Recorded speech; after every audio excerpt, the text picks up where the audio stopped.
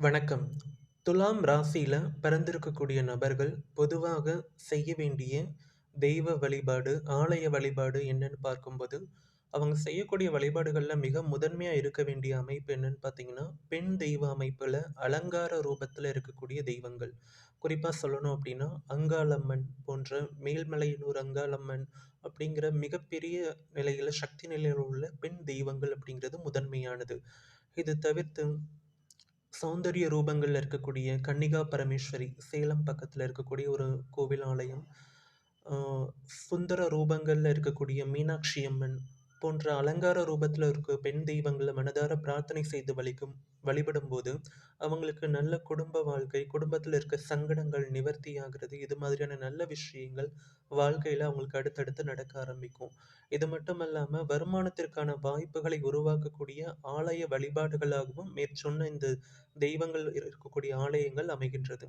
இத தவிர்த்து முழுமையாக விநாயகர் வழிபாடு, எந்த சூழ்நிலையிலும் எளிதாக மேற்கொள்ளக்கூடிய தெய்வ வழிபாடு அப்படின்னு பார்க்கும்போது, அதுல முதன்மையானது விநாயகர் வழிபாடு தான். ஸோ இந்த துலா ராசியில பார்த்தீங்கன்னா, மிக முக்கியமான ஒரு முழுமையான நட்சத்திரம் அப்படிங்கிறது சுவாதி நட்சத்திரம்.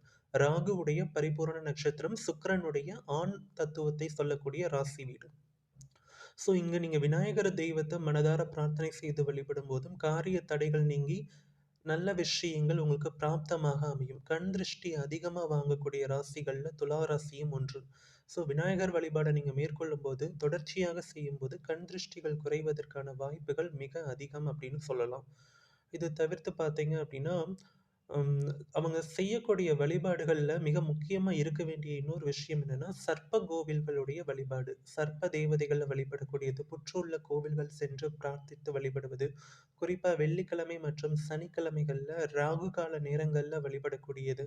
இந்த விஷயங்கள் அவங்க தொடர்ச்சியா செய்யும்போது, அவங்களுக்கான வாழ்க்கையில நல்ல மாற்றங்கள அவங்களால மனதால உணர முடியுங்கிறது உண்மை.